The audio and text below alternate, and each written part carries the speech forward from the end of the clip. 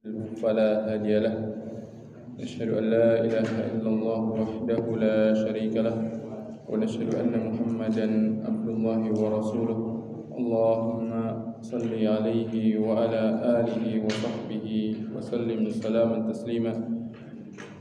وقد قال الله تبارك وتعالى: يا أيها الذين آمنوا اتقوا الله حق تقاته ولا تموتن إلا وأنتم مسلمون.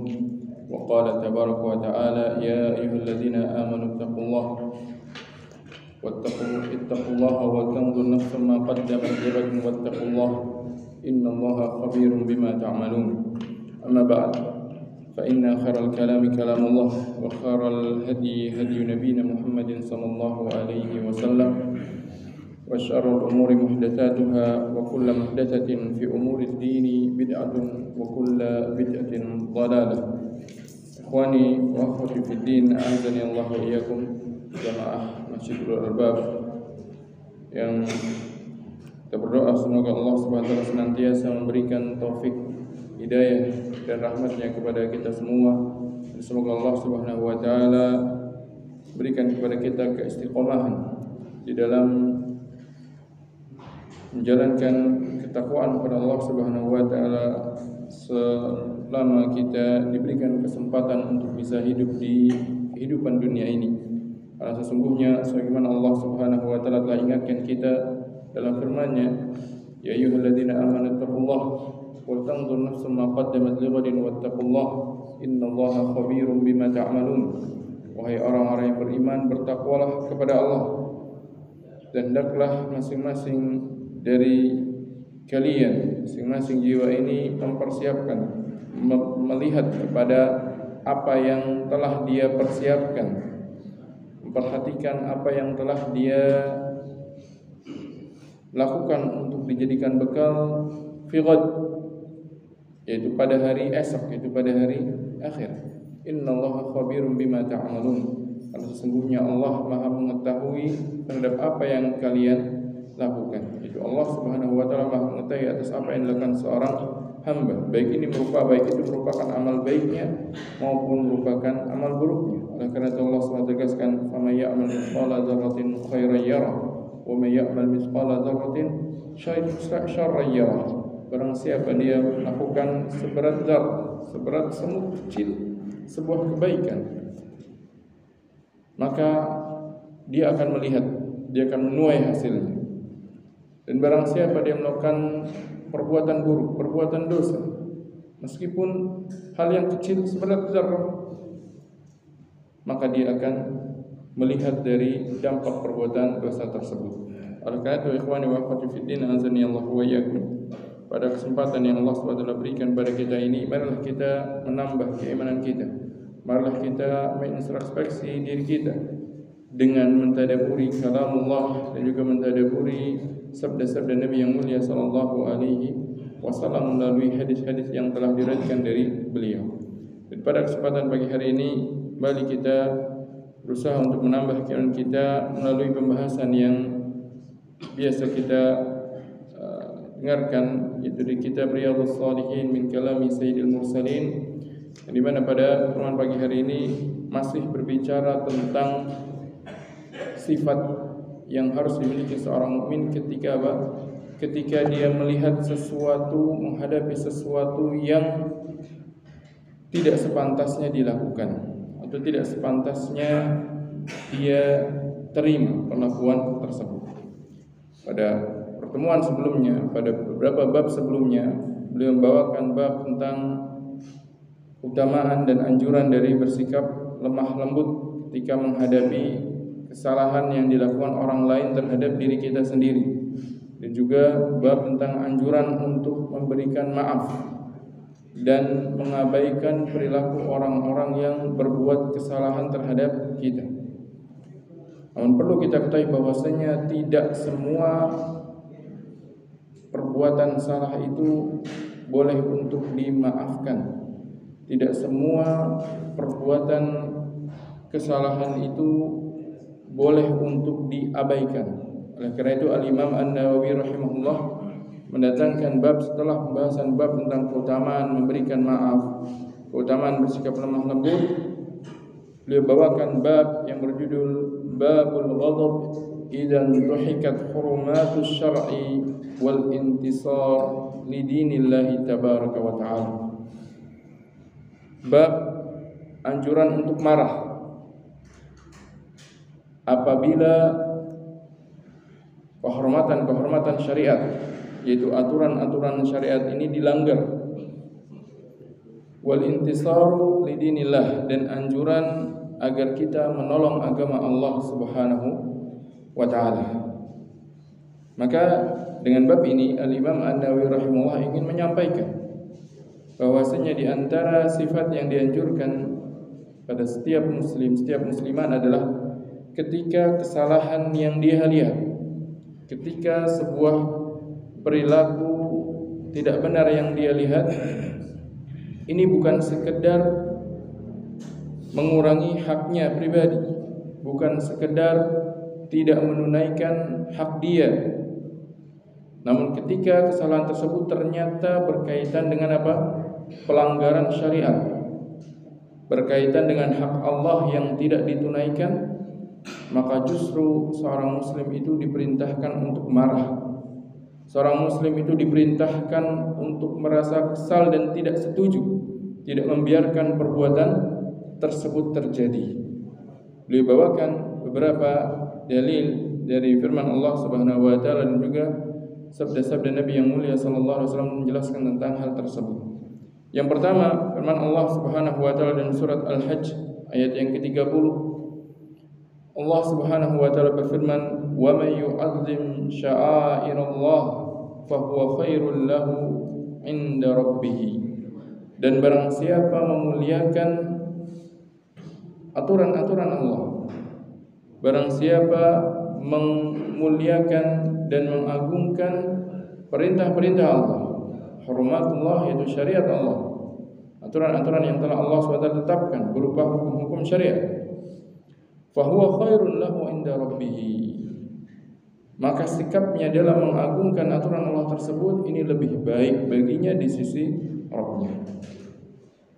Ayat ini menjelaskan tentang perintah untuk mengagungkan syiar Allah, perintah untuk mengagungkan aturan Allah Subhanahu wa taala. Dan di antara bentuk mengagungkan perintah Allah Subhanahu wa taala adalah apa? Adalah tidak menyetujui dan tidak membiarkan ketika ada aturan Allah Subhanahu wa taala dilanggar. Ketika ada sebuah kemaksiatan dilakukan, ketika ada hak Allah Subhanahu wa taala tidak ditunaikan, maka sebagai sikap yang menunjukkan pengagungan atas aturan Allah Subhanahu wa taala, seorang haruslah apa? Haruslah marah, haruslah mengambil sebuah tindakan, imma dengan tangannya jikalau memang dia memiliki wewenang, imma dengan lisannya jikalau dia tidak memiliki wewenang kekuasaan namun bisa untuk mengutarakan dengan lisannya atas ketidaksetujuannya dan atas pengingkarannya serta upaya untuk merubahnya, imma dia mengingkarinya dengan hatinya, dan itulah selemah-lemahnya iman, kata Nabi sallallahu alaihi wasallam. Maka seorang harus menunjukkan apa? Tidak setuju atas sebuah perbuatan kesalahan yang perbuatan salah itu berkaitan dengan pelanggaran atas aturan Allah Subhanahu wa taala, tidak menaikkan hak Allah Subhanahu wa taala. Sebagaimana Rasulullah SAW perintahkan hal tersebut, man ra'a minkum munkaran falyughayyirhu biyadihi fa in lam yastati' fa bilisanihi fa in lam yastati' fa biqalbihi wa dzalika ad'afu liman. Barang siapa di antara kalian melihat sebuah kemungkaran berkaitan dengan hak Allah SWT dilanggar, aturan Allah Subhanahu wa taala dilanggar, maka hendaknya dia merubah dengan tangannya. Jikalau dia tidak mampu maka dengan lisannya, jikalau dia tidak mampu maka dengan hatinya, dan itulah selemah-lemah iman. Maka ini menunjukkan bahwasanya apa? Sebagai seorang muslim, ketika dia melihat, ketika dia menghadapi sebuah kejadian di mana di situ aturan Allah Subhanahu wa taala dilanggar, di mana hak Allah Subhanahu wa taala, aturan-aturan Allah Subhanahu wa taala diabaikan, itu ditinggalkan, maka kewajiban dia adalah marah atas perilaku tersebut dan berusaha untuk merubah perilaku tersebut agar kembali kepada Allah Subhanahu wa taala, agar orang yang dia melanggar perintah Allah Subhanahu wa taala kembali bertaubat kepada Allah Subhanahu wa taala. Maka ayat ini menunjukkan bahwasanya di antara bentuk mengagungkan aturan Allah Subhanahu wa taala adalah menunjukkan sikap tidak setuju, mengingkari ketika ada sebuah syariat yang dilanggar. Oleh karena itu Imam An-Nawawi rahimahullah membawakan ayat ini di dalam bab berjudul tentang anjuran untuk marah ketika aturan-aturan Allah Subhanahu wa taala dilanggar. Ayat yang kedua dalam surat Muhammad ayat yang ke-7, Allah Subhanahu wa taala berfirman, "In tansurullaha yansurkum wa yutsabbit aqdamakum." Jikalau kalian menolong Allah, niscaya Allah Subhanahu wa taala akan menolong kalian dan akan memantapkan pijakan-pijakan kaki kalian. Di dalam ayat ini Allah Subhanahu wa taala memberikan sebuah janji kepada orang-orang yang beriman, yaitu apa? Jikalau mereka mau untuk menolong Allah Subhanahu wa taala. Bagaimana caranya menolong Allah Subhanahu wa taala? Apakah Allah butuh pertolongan? Yang dimaksud pertolongan di situ adalah jikalau mereka mau menegakkan agama Allah Subhanahu wa taala, membela agama Allah Subhanahu wa taala, berusaha untuk menegakkan agama Allah dan berusaha untuk merubah kemaksiatan-kemaksiatan yang dilakukan oleh orang-orang yang melanggar aturan-aturan Allah Subhanahu wa taala. Kalau mereka mau untuk menolong Allah Subhanahu wa taala dengan cara menegakkan agama Allah Subhanahu wa taala, maka Allah pasti akan menolong mereka. Allah akan memberikan pertolongan kepada mereka.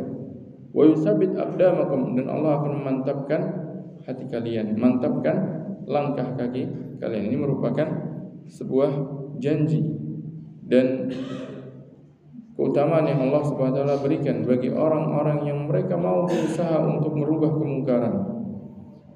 Bagi orang-orang yang mereka berusaha untuk marah ketika apa? Ketika ada aturan Allah Subhanahu wa taala dilanggar, bukan malah justru setuju atau bahkan ikutan. Karena yang demikian justru akan membawa kemurkaan, mendatangkan kemurkaan Allah Subhanahu wa taala. Karena Imam An-Nawawi rahimahullah membawakan dua ayat ini yang kalau kita secara zahirnya kita cermati ternyata apa? Ternyata tidak menyebutkan tentang anjuran marah, tapi secara maknanya ayat ini memberikan isyarat bahwasanya di antara bentuk menolong agama Allah Subhanahu wa taala adalah apa? Adalah ketika seorang dia marah dan berusaha untuk melakukan perbaikan ketika ada sebuah tindakan yang berbentuk pelanggaran atas aturan Allah Subhanahu wa taala, perkara yang haram dilakukan atau perkara yang wajib ditinggalkan. Adapun dari hadis-hadis Nabi yang mulia sallallahu alaihi wasallam yang beliau bawakan dalam bab ini yang menunjukkan tentang peringatan dari Nabi SAW agar kita tidak membiarkan hal yang mungkar, dan juga sekaligus dicontohkan oleh Nabi SAW ketika beliau berusaha untuk merubah dan beliau marah ketika ada sebuah kemungkaran. Yang pertama diantaranya yang diriwayatkan dari Abu Mas'ud Uqbah bin Amr al-Badri radhiyallahu anhu, beliau mengatakan, Ja'a rajulun ila Nabi sallallahu alaihi wasallam. Pernah suatu ketika ada seorang datang pada Nabi sallallahu alaihi wasallam, faqala, kemudian orang ini mengatakan, Inni la ata'akharu an salati subhi min ajli fulan mimma yutilu bina. Orang ini datang pada Nabi SAW, kemudian dia mengadu. Apa yang diadukan? Dia katakan, sungguhnya aku tidak menghadiri sholat subuh berjamaah bersama kaum muslimin dikarenakan si fulan, itu imamnya. Apa yang dilakukan imamnya? Kata dia, yutilu bina, karena dia mengimami sangat panjang. Sedangkan orang ini apa? Dia punya keperluan, punya kebutuhan, dan kaum muslimin lain pun punya keperluan, punya kebutuhan. Tapi imam ini, kata seorang sahabat ini mengatakan, saya tidak mengikuti sholat subuh berjamaah bersama kaum muslimin di masjid dikarenakan si fulan, yang dimana dia mengimami dengan bacaan yang sangat panjang. Fama ra'aitu Nabi sallallahu alaihi wasallam ghadiba fi mau'izatin qad ashadda mimma ghadiba yawma idzin. Kata Uqbah kata sahabat yang meriwayatkan hadis ini, kata beliau, maka belum pernah aku melihat Nabi SAW marah ketika memberikan mau'idhah, memberikan peringatan, melebihi marahnya beliau di hari tersebut. Itu ketika beliau mendapatkan apa? Pengaduan dari seorang yang dia mengadu, kenapa dia tidak ikut sholat berjamaah, gara-gara ada imamnya yang dia sholat dengan memanjangkan bacaan di sholat subuh. Yang tentunya yang dimaksud sini adalah apa? Dia memanjangkan bacaan melebihi apa yang biasa Nabi SAW lakukan, sehingga para sahabat atau sahabat ini mengeluhkan hal tersebut. Maka Nabi SAW kemudian bersabda, ya ayuhan nas, wahai manusia, inna minkum munaffirin, sesungguhnya di antara kalian ada orang-orang yang perilakunya menjadikan orang lari.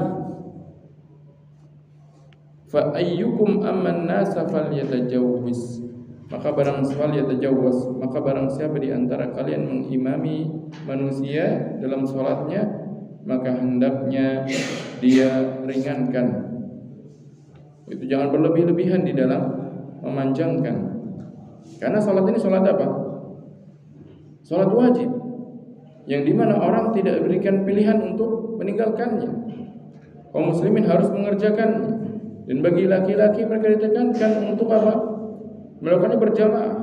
Maka ketika dalam salat yang kaum muslimin wajib untuk mengerjakannya, kemudian imamnya tersebut berlebih-lebihan di dalam memanjangkannya, maka ini akan menjadikan sebagian kaum muslimin enggan untuk hadir di salat berjamaah tersebut. Akhirnya apa? Mereka meninggalkan kewajiban. Maka Nabi SAW katakan di sini apa? Inna minkum munaffirin, sungguhnya di antara kalian ada orang-orang yang menjadikan orang lari dari menunaikan kewajiban, dari mengikuti kebenaran. Maka kemudian beliau SAW langsung kepada permasalahan. Di awal beliau memberikan muqaddimah terlebih dahulu. Qaidahnya apa? Qaidahnya jangan menjadikan orang lari dari kebenaran, jangan menjadikan orang lari dari menunaikan kewajiban.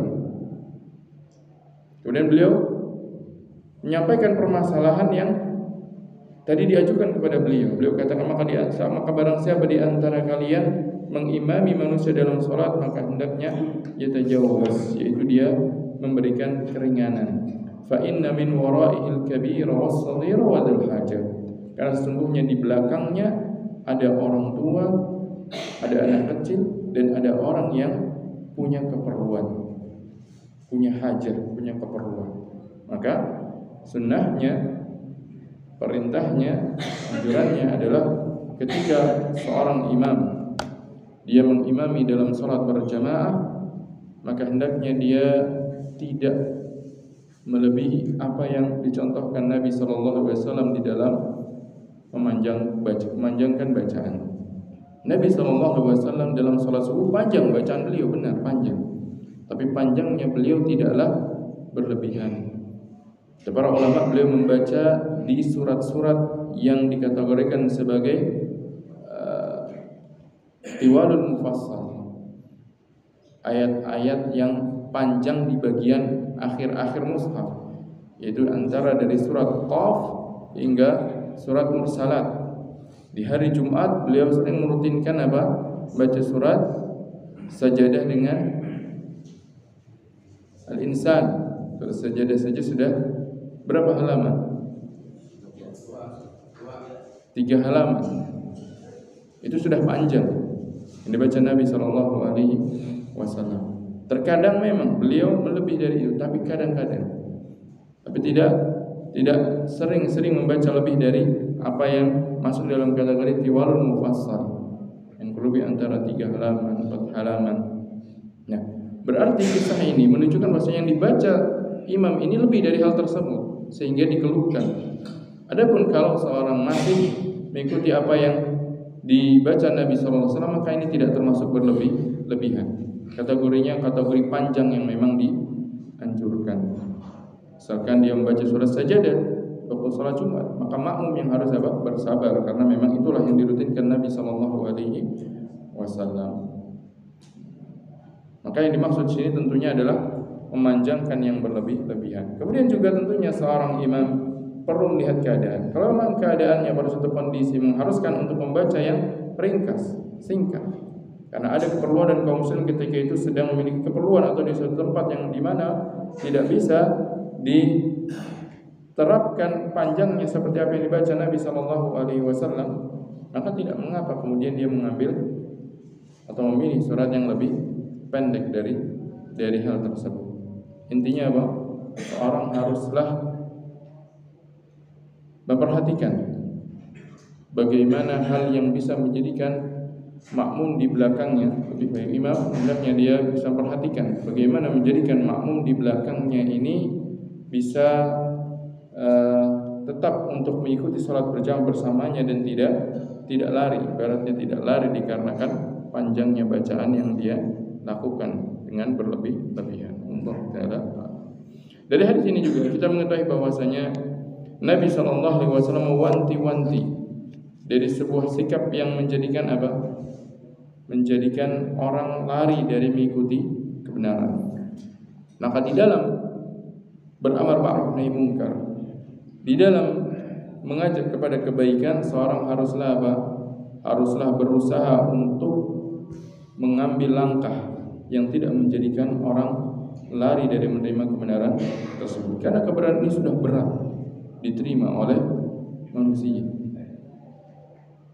Maka jangan menjadikan sesuatu yang berat ini lebih berat lagi. Kenapa dikatakan kebenaran ini berat? Karena kebenaran itu akan bertentangan dengan hawa nafsu yang diinginkan oleh setiap manusia.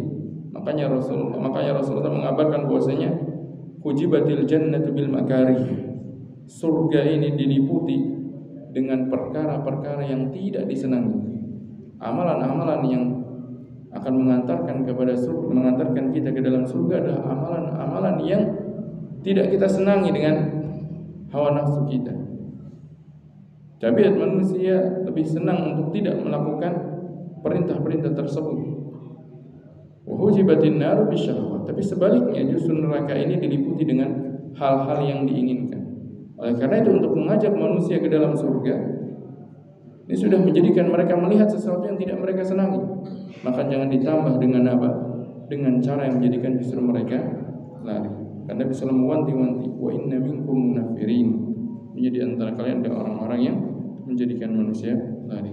Semoga Allah SWT menjadikan kita termasuk orang-orang yang bisa mendakwakan agama Allah ini dengan cara yang benar agar tidak menjadikan orang lari dari kebenaran. Dan semoga Allah SWT memberikan taufik kepada kaum muslimin secara umum, kepada kita secara khususnya, agar kita terus diberikan keistiqomah di atas kebenaran.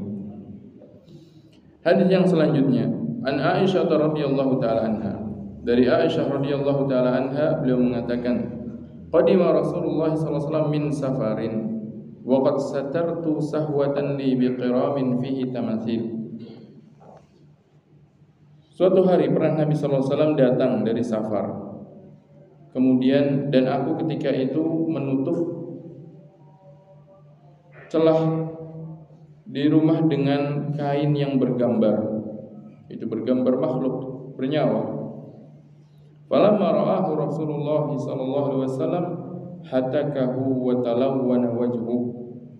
Maka tatkala Rasulullah SAW melihat kain tersebut, ada kain di rumah beliau, dibentangkan atau digunakan, dan di kain tersebut ada gambar makhluk bernyawa, maka Nabi SAW mulai berubah wajahnya. Dan para sahabat Rasulullah SAW mengetahui kondisi beliau marah dari perubahan wajah beliau. Dan beliau kemudian melepas kain tersebut. Beliau lepas kain tersebut, langsung disingkirkan oleh Nabi SAW.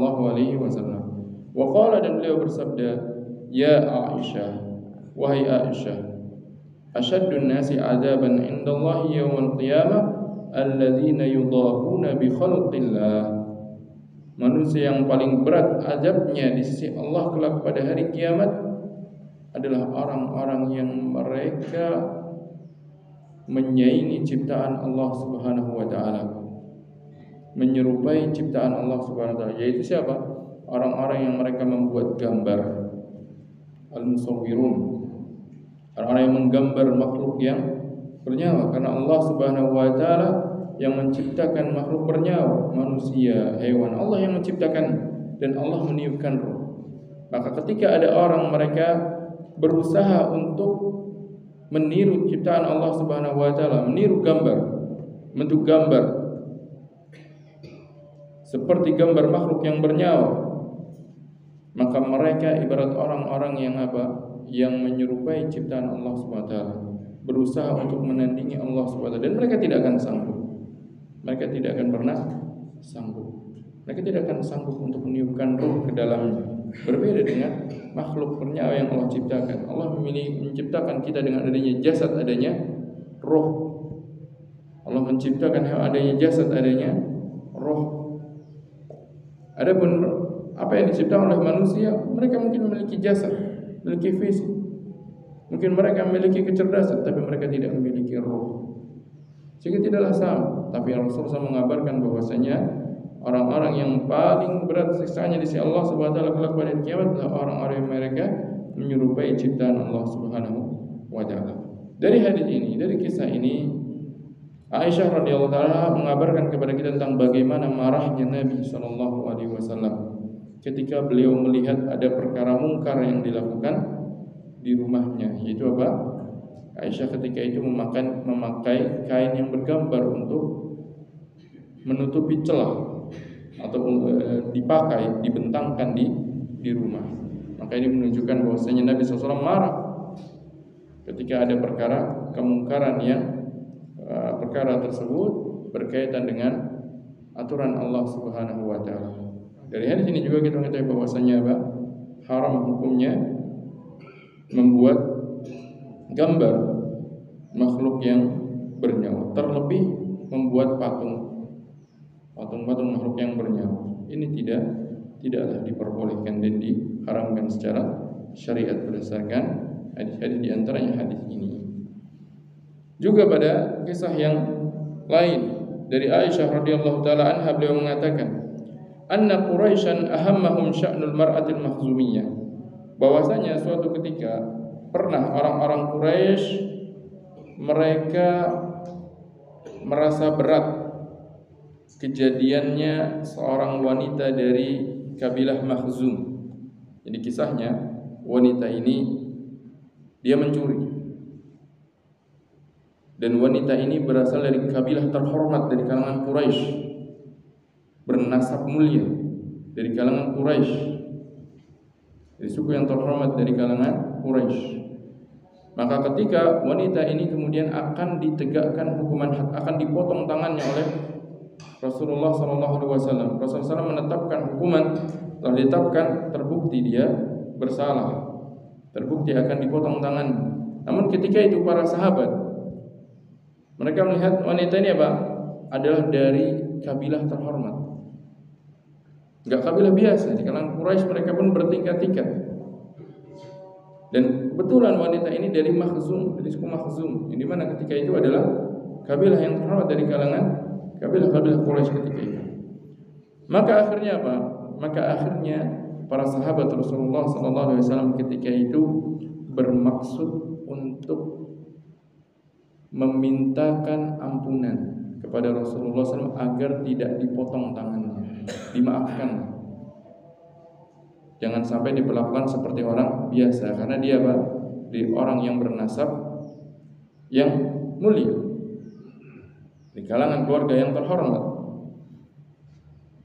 Maka kemudian mereka katakan, faqalu man yukallimu fiha Rasulullah sallallahu. Siapa nih yang berani untuk maju untuk menyampaikan kepada Rasulullah sallallahu alaihi wasallam. Mereka ingin minta pada Rasul supaya Rasulullah mengampunkan wanita ini. Padahal hukumnya kalau sudah sampai suatu perkara dan kasus kepada hakim, kepada qadhi, telah terdapat pembuktian dan telah keluar keputusan dari qadhi tentang ditegakkannya hukuman had, maka tidak boleh hukuman tersebut dibatalkan. Karena hukuman had adalah hak Allah Subhanahu wa taala, karena ada aturan Allah yang dilanggar. Ketika seorang mencuri, ketika seorang berzina, ketika seorang membunuh, ada hukuman-hukuman had di dalamnya, yang dimana Allah SWT telah menetapkan hukuman tersebut dan disebutkan di dalam Al-Quran. Sebagaimana Allah SWT berfirman, "Was-sariqu was-sariqatu faqta'u aydiyahuma jazaa'an bima kasaba nakalan minallah." Dan pencuri laki-laki, pencuri perempuan, maka potonglah tangan keduanya sebagai balasan atas perbuatan kemaksiatan yang mereka lakukan dan hukuman dari Allah Subhanahu wa taala. Allah tegaskan dalam Al-Qur'an demikian, perintah Allah Subhanahu wa taala, potonglah dua tanganmu. Meskipun yang dicuri sudah memaafkan, meskipun hartanya sudah dikembalikan, tapi apa? Ada hak Allah di situ. Karena ada kemaksiatan yang rangkap dosanya. Kemaksiatan yang di situ dia menodai hak Allah dan juga menodai hak manusia. Seperti mencuri. Dia menodai hak manusia dengan merampas hartanya. Dan dia menodai hak Allah dengan cara apa? Dengan cara dia melanggar larangan Allah SWT mencuri, mengambil harta dengan cara yang batil. Nah, kalau sudah dimaafkan oleh korbannya, hanya sekedar menggugurkan hak manusia, tapi masih ada hak Allah Subhanahu wa taala. Sehingga ketika para sahabat kemudian mereka mengatakan, siapa yang berani untuk maju untuk berbicara pada Rasulullah SAW? Nah, kemudian mereka akhirnya berdiskusi dan mereka katakan, yang cocok ini sepertinya adalah Usamah bin Zaid. Usamah bin Zaid bin Harithah, yang dimana Usamah bin Zaid dan juga Zaid bin Harithah, dua orang ini, Zaid bin Harithah ini adalah budaknya Khadijah radhiyallahu taala yang dihadiahkan kepada Rasulullah SAW, kemudian beliau merdekakan.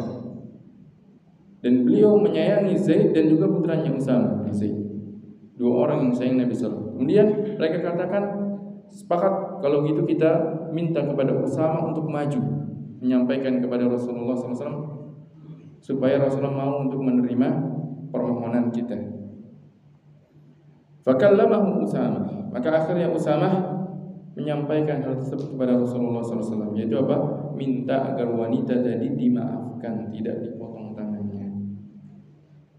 Faqala Rasulullah SAW, atashfa'u fi haddin min hududillah? Apakah kamu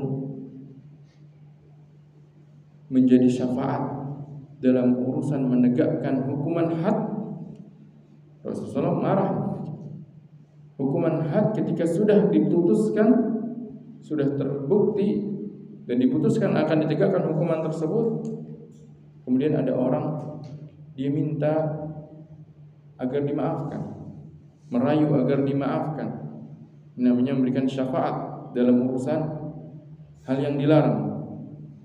Syafaat hal yang dianjurkan pada urusan kebaikan. Hal ini baik tentunya.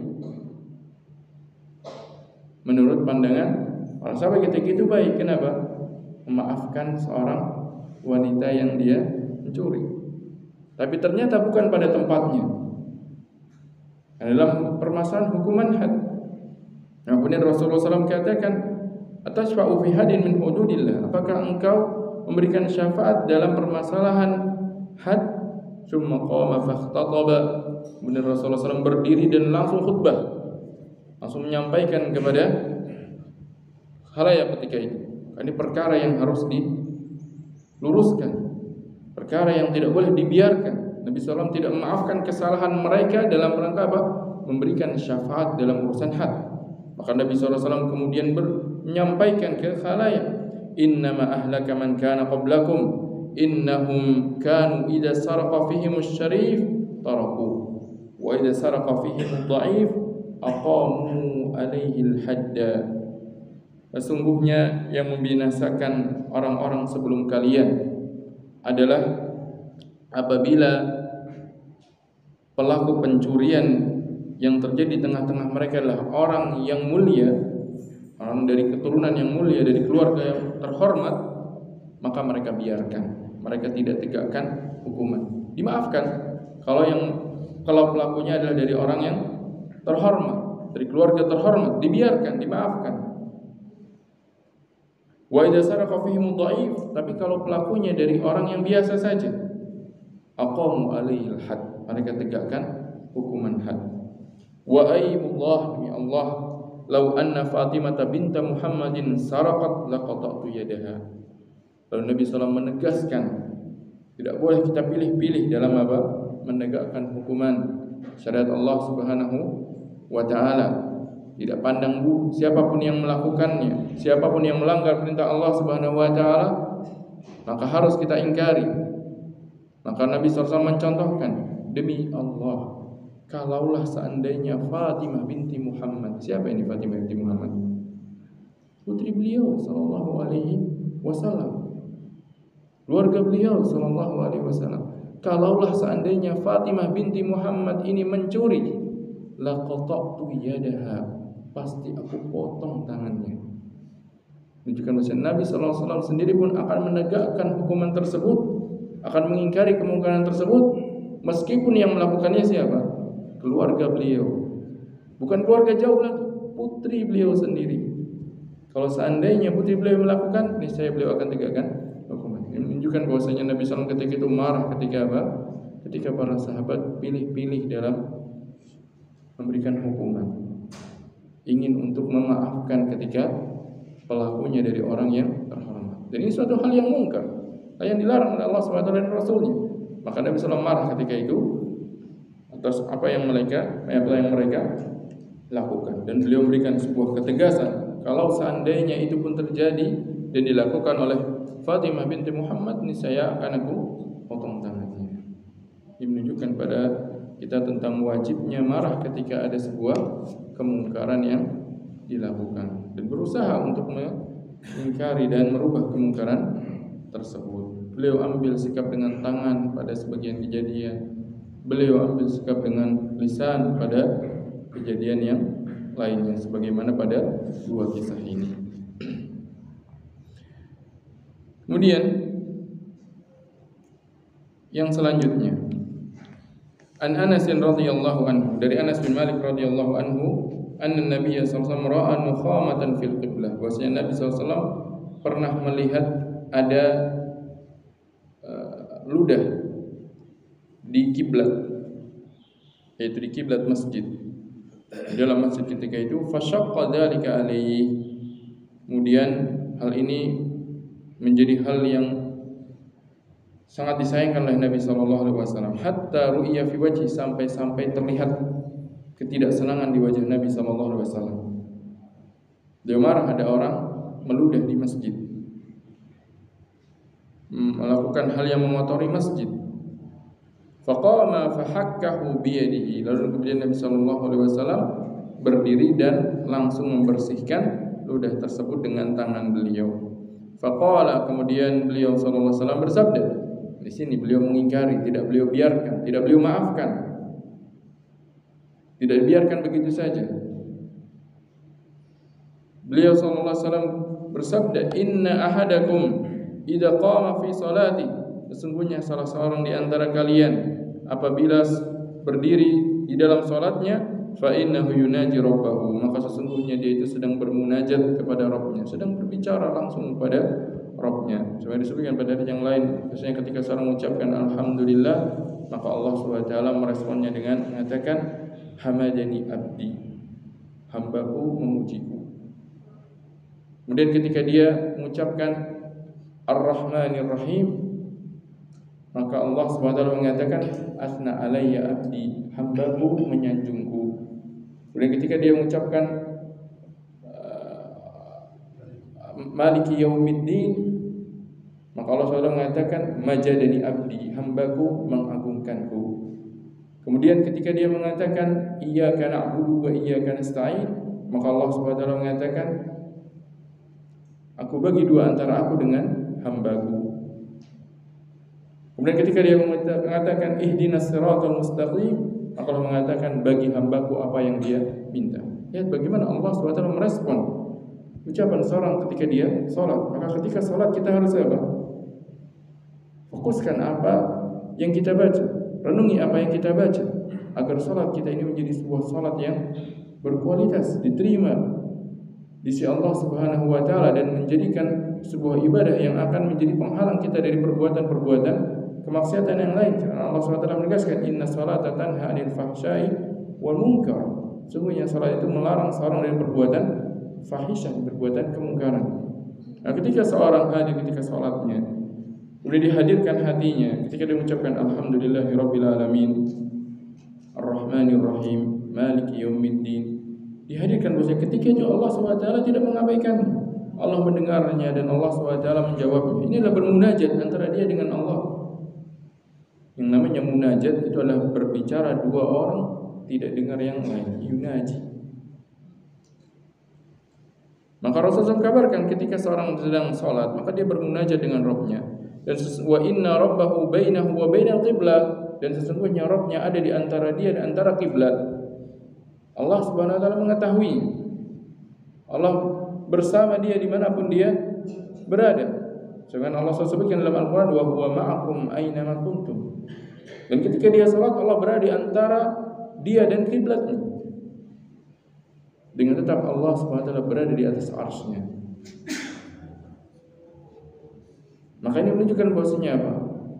Allah SWT maha dekat dengan hambanya, membersamai hambanya, terlebih ketika dia bertakwa kepada Allah Subhanahu wa ta'ala.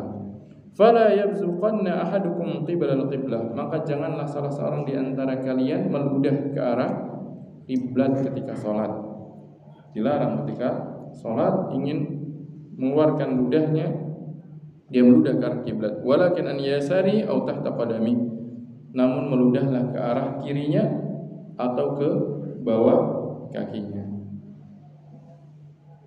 Allah menjelaskan maksudnya di sini adalah apabila ini dilakukan di luar masjid. Tapi kalau di masjid, maka tidak boleh dia meludah di masjid, karena disebutkan dalam hadis yang lain bahwasanya Rasulullah bersabda, al-busaqu fil masjid khati'ah. Meludah di masjid adalah sebuah khati'ah, sebuah perbuatan kesalahan.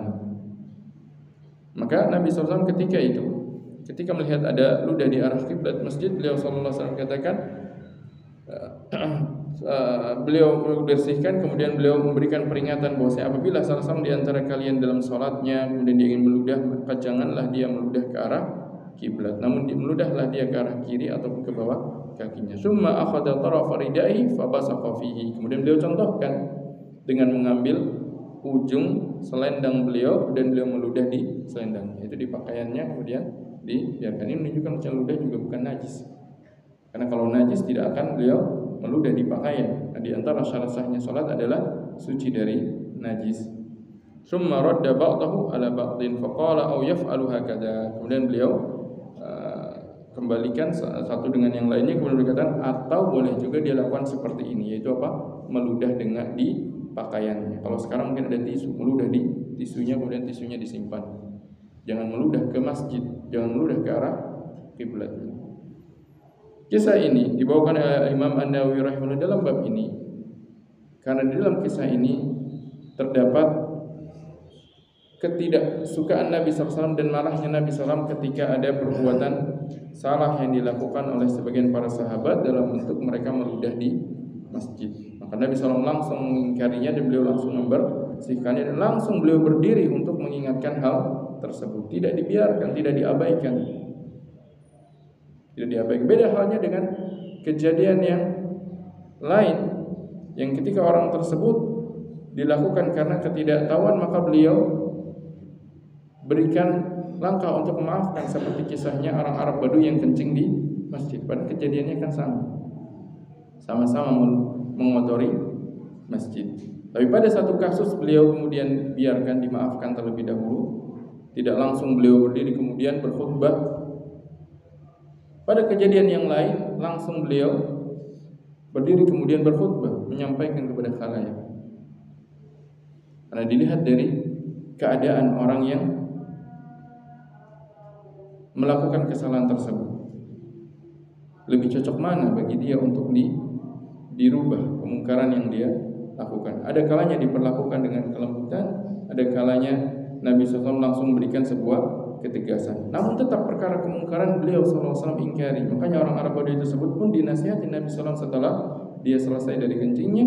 Dan kejadian meludah di masjid ini, setelah beliau melihat dan membersihkannya, beliau langsung berdiri untuk menyampaikan kepada para sahabat yang lain. Yang intinya bahwasanya perkara kemungkaran, kesalahan yang berkaitan dengan aturan-aturan Allah Subhanahu wa taala, haruslah kita tumbuh rasa kesal kita ketika itu terjadi, dan haruslah tumbuh ada rasa marah kita ketika hal tersebut dilakukan, dan berusaha untuk merubahnya dengan langkah-langkah yang sesuai, tidak menjadikan manusia lari dari mengikuti kebenaran. Dan dalam kasus ini pun Nabi SAW ketika ingin menyebutkan perilaku yang salah pada beberapa kasus ini, pada beberapa kisah-kisah yang beliau bawakan tadi, beliau SAW tidak menyebutkan pelakunya. Karena terkadang atau lebih seringnya kalau seorang disebutkan pelaku kesalahannya, maka dia akan menjadi malu, kemudian dia tidak mau untuk mengikuti kebenaran. Maka Nabi SAW mengambil langkah dalam segi apa? Beliau menyampaikan secara umum, mengoreksi secara umum, tidak langsung menunjuk siapa pelakunya, si fulan telah melakukan demikian, si fulan telah melakukan demikian, tidak. Tapi beliau lebih sering mengambil langkah untuk menyampaikannya di khalayak, supaya orang yang melakukan perbuatan tersebut tidak merasa terpojokkan, tidak merasa malu ketika ditegur. Maka yang seperti ini diantara cara juga yang dicontohkan Nabi SAW di dalam merubah sebuah kemungkaran. Maka ikhwan fillah azanillahu wa iyyakum, dari hadis-hadis ini menunjukkan tentang sifat yang seharusnya dimiliki seorang muslim ketika dia melihat ada sebuah kemungkaran yang dia lakukan, yaitu pertama, dia harus menunjukkan tidak setuju dengan kemungkaran tersebut dan menunjukkan bagaimana dia marah terhadap perilaku tersebut, dan juga selanjutnya dia mengambil langkah, mengambil tindakan yang tepat, yang sesuai, yang bisa untuk merubah kemungkaran tersebut dan tidak menjadikan orang lari dari mengikuti kebenaran. Imma dengan cara langsung menasihatinya, imma dengan cara kemudian menasihatinya secara umum, imma dengan cara dia langsung merubah dengan tangannya, sebagaimana Rasulullah SAW sebutkan, man ra'a minkum munkaran falyughayyirhu bi yadihi fa in lam yastati' fa bi lisanihi fa in lam yastati' fa bi qalbihi wa dzalika adaful iman. Barang siapa di antara kalian melihat kemungkaran, maka hendaknya dia rubah dengan tangannya. Jikalau dia tidak mampu, maka rubahlah dengan lisannya. Jikalau dia tidak mampu, maka rubahlah dengan hatinya. Dan itulah selemah-lemahnya iman. Demikian yang bisa kita bahas pada kesempatan pagi hari ini. Wassalamualaikum warahmatullahi